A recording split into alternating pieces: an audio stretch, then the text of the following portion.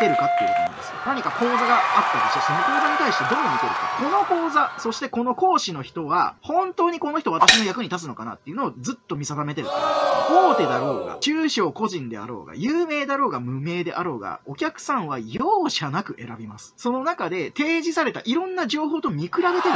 講座にもそうですよ。この講座とこの講座、同じようなことを教えてます。この辺のジャンルに興味があります。で、どれが私にとって一番良さそうかなっていうのを容赦なく選ぶっていうことです。